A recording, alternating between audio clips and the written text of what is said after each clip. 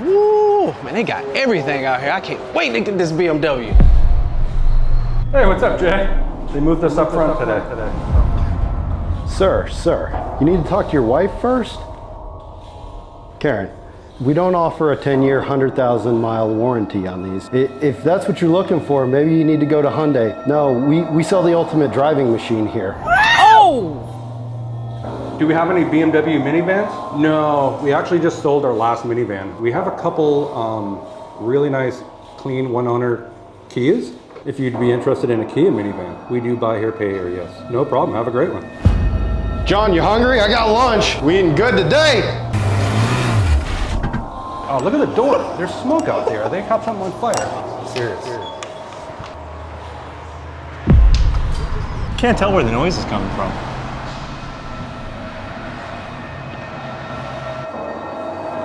Yeah, I just put this turbo on. I don't know where all these extra bolts came from. Can't be that important. Yeah, I got a few too, but send it. Hey, what's the torque spec on these wheels? This is just a myth. Oh, okay. Yeah. Like 4 Ugga-Duggas? Cool. Huh, 36 faults. Not anymore. Hey Dan, I'm ready for that transmission.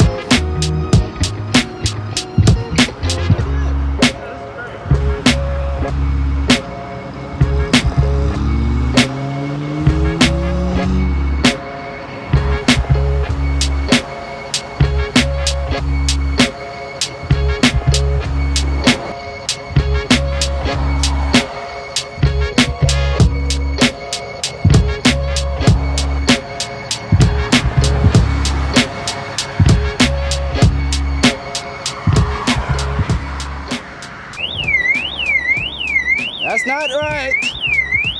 Turn it off. Turn it off, please, Dan. Dan? Can't you turn it off, Dan? Loud noises. Dan, turn it off. What? There you go. It doesn't like Dan. Dan, what is this? It looks hot. 2011 Lotus Evora. We've had a ton of Elises here at Atlas, but this is the first of the Evora chassis. And this is the entry-level Evora. It is Persian blue metallic on not red interior, but paprika. First generation of the Evora, just 6,000 miles from new with only one previous owner. Car was originally imported from the UK and brought over to Houston, Texas. More recently, in the past 200 miles, the previous owner had the clutch replaced. So on the Evoras, that is a large Achilles heel here on this model, is the transmission. And if you're looking at one of these, you want to ensure that that has been replaced. This one has, which is a significant value to the car. Phenomenal car. We're going to go through the car and talk about some of its differences and what we like over the really Spartan Elise. Let's take a look. So this is the model that came after the Elise. And the Evora is significantly larger than the Elise, and it is a what's called a 2+2. So for many different reasons, well, one, the back seat is, there's a back seat. On the Elise, you didn't. It was a two-door, no frills, fully Spartan aluminum tub. It was literally like a street legal go-kart. If you've ever driven an Elise, you have to have a chiropractor on call, your dentist so your molars fall out, frankly a masseuse to keep your hands from shaking after you've driven it. It is a fully raw experience. This is completely different. The Evora presents a completely different experience than the Elise. It's more refined, it's more grown up, and frankly, I'd be okay with daily driving this car. It's extremely comfortable. You've got, he likes the Evora. You've got, inside you got two Recaro Sportster bucket seats, which are a lot more comfortable than the Elise's by far. The interior overall is much larger, so you and your passenger, if you're not friendly or you're not close, you're gonna get close in the Elise. This car, I would have no problem putting my wife, a close friend in, and taking a 2 or 3 hour road trip.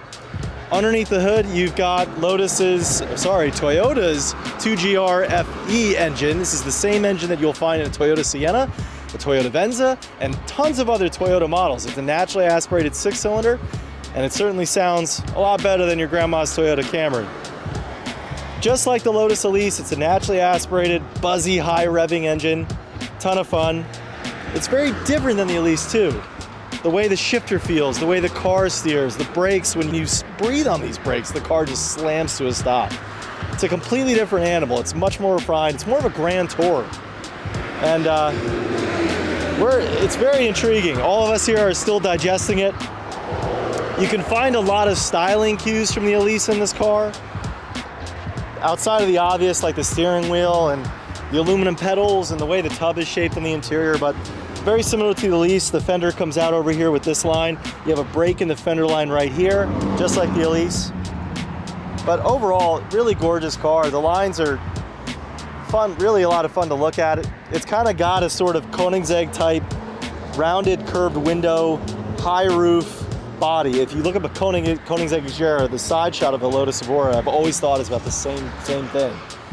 So there's a lot of headroom. And now in the Elise, I'm 6'3", tall guys, you'd have to slunk down, you'd have to take your shoes off. I drove this car with these Carhartt boots yesterday, and I was fine. The pedal box is bigger. It's a little off center, which is kind of interesting. You have to get used to it.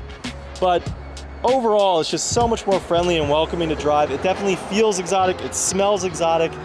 Some of the Elises, the padding is falling apart by now. This is not. So it's really a world of difference in the Elise. Going back to headroom, I would have no problem putting a helmet on and fitting in this car. In the Elise, there'd have to be some sacrifices. Styling wise too, the 2 front vents here, very similar to the Elise. On the back too, check this out. Right back here, Jay, the rear bumper and this cutout divot in the rear bumper by the badging, that is also very similar to the Elise. The rear air dam back here is also very similar to the Elise. So there's some subtle cues on the interior. The vents are the same as the Elise. There's some subtle cues that they took from the Elise into the Evora, and it's really neat to see. The taillights are about the same, but you've got this beautiful mesh grille for cooling all along the car, and just like the Elise, it's functional.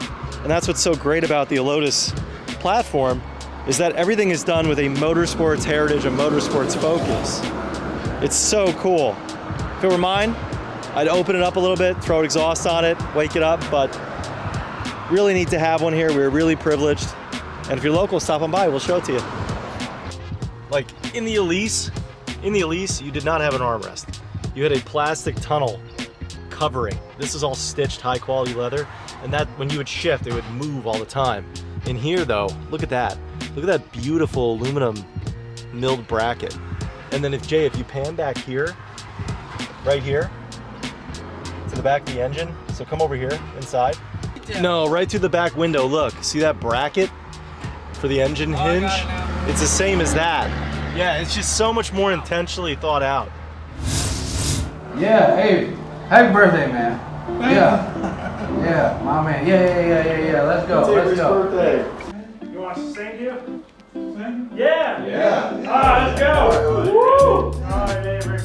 Happy birthday to you. Happy birthday to you. Happy birthday, dear Avery. Happy birthday to you. Woo! Oh, Avery. Oh my gosh! Is it clean? Well, I mean, I don't know, man. I shaved with it. What'd you shave? That beard's looking pretty.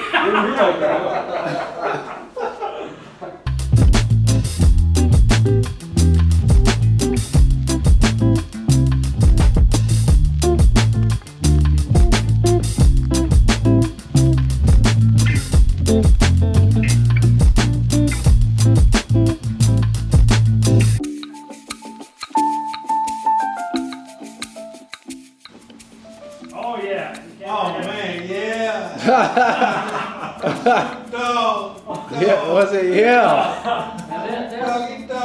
The man has done everything so long for president. And he will All right, guys. Pick of the week, 2018 530. Just under 100,000 miles. Sean had actually looked at this car in great condition. Besides the regular maintenance, it needed a radiator blind. One of these bad boys right here. I guess it was sticking, so we ordered that and I'm gonna replace that for you. But it's a great car, rides awesome. What more can you ask for? Cleanest car off the truck, so. What's up, guys? It's Dan at Atlas. This is another new piece of inventory that we just got in. It's a 2011 335D. This guy's loaded to the gills with a bunch of service records too. It's a 2011, 129,000 miles, sport pack, premium pack, cold weather pack. It's got xenons, Harman Kardon, a moonroof, heated seats. You just keep going down the list. It just doesn't stop. Jay and I both agreed on the drive over here that we kind of need it. So It's amazing! this one won't last long. Come see us. Using Milwaukee, man? Yeah, it's the best. Try a real drill. Oh, okay. Nice.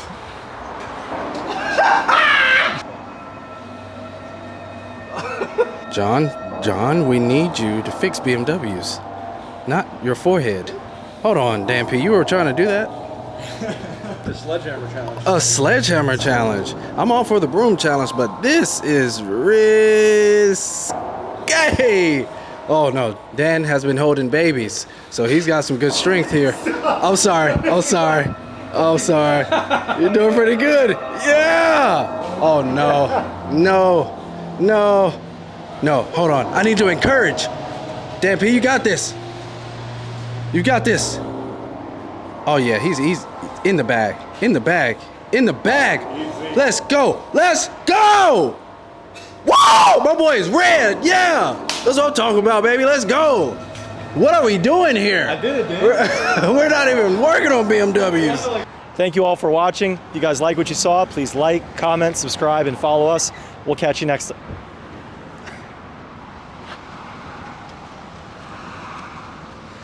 I hate being HR director.